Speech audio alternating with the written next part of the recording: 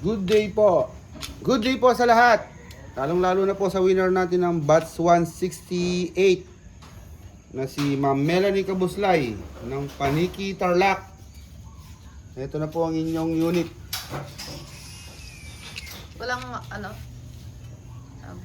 scope. Wala. Yun lang. I-tuning muna natin bago natin balutin para maipadala na sa inyo, ano? Testing natin sa 5 shot dun sa black steel plate. Magasin. Hamagasin yan. First shot. Hindi mo tatama sa atin. Second shot. Maganda na. Hindi na kailangan tuning. Third shot. Na-tuning na ba yan? Di ba? Tuning na yun, no? Fourth.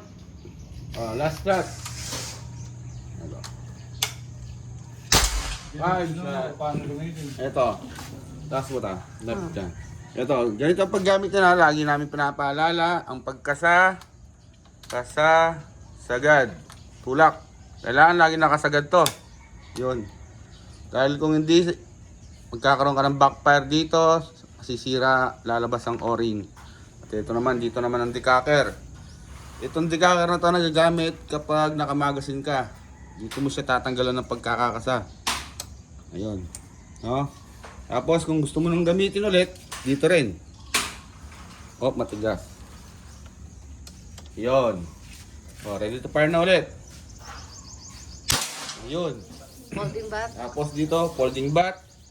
Retractable din yan. Yung power adjustment. Dan dito ang kanyang power adjustment. Tuning adjustment. Tuning. Adjust na. Kung gusto mo siyang lakasan, dito. Ito. Tapos dito sa trigger, may sensitivity yan. Kung sakaling ayaw kumasa, konting pihit lang. May ano siya sa ilalim, di ba? Sa ilalim, dalawa yan. Ano? Kung ayaw kumasa at ayaw pumutok. Ayun. Yun, lalapitan natin para makita ang groupings. Okay. Bats 168. 168. Meron pang sunod. 169. Kayo mamili kung ano ang inyong gusto. Yan ang kanyang grouping, sir, ma'am. Thank you po.